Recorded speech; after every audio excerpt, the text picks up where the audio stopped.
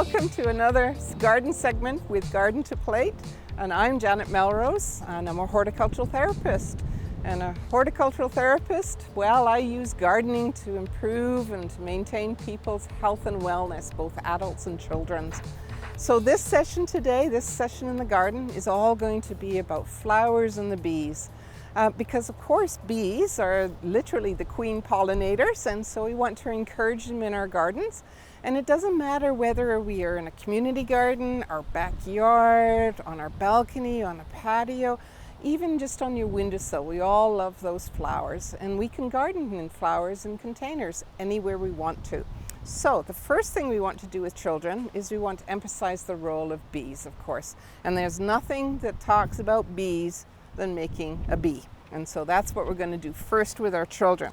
So what I do usually is they don't do the whole thing. So what I've created is a kit, and the kit includes a round circle, yellow of course, and this and two of these. That's all we need. All right. Then what I like is some wings, because of course bees have wings, right? And if you're a child and if you're an adult, you like googly eyes. So we got googly eyes too.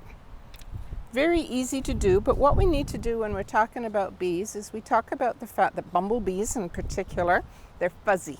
They're not like wasps. They're fuzzy and they're friendly. They're docile. They won't sting you unless you basically put your bum right on top of them or step on them. So we want to make our children feel comfortable around bees so that they don't freak out with them and they don't agitate the bees. So by doing this, when we're talking with the children, we talk about the fact that we love bees. We liked bees. So to make our craft, all we do, and here's our sample, okay, is we're going to take this, and these are craft sticks, very easy, and you just have your white glue. And so I'm going to put a little patch here. And I do like using the little guys because that way the children have their own. Okay, so there's our first piece of this puzzle. And smear it around a little bit and let it start to dry. And then what you do, I've got to make sure, whoops, I made a mistake. Okay, actually first you need the legs. Let's put the legs the right way. There. Working with white glue is easy because if you do make a mistake, then there's no big deal. And by the way, when I make these with children, very seldom do they actually come out looking like this. Sometimes the heads are on the top and sometimes they're on the bottom. And you know, you basically got alien bees, and that's okay. That's just fine and dandy. And then the next piece is the head. And like I said, I've had heads like this and here and here and here. But if we're going to do a fairly representative type of bee, we're going to put our head over here.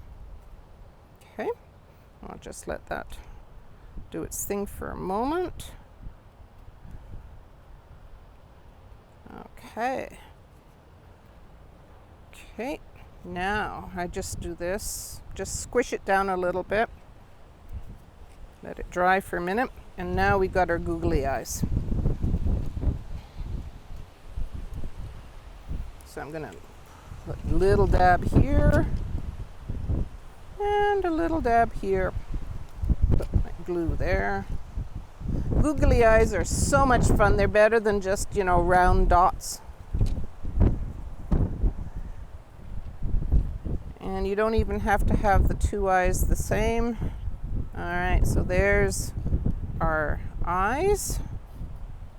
So of course the last step is to put on your wings, because bees have wings. They have two sets of wings, but we're just using one for today. So just a little bit of glue. Get some glue here. Okay.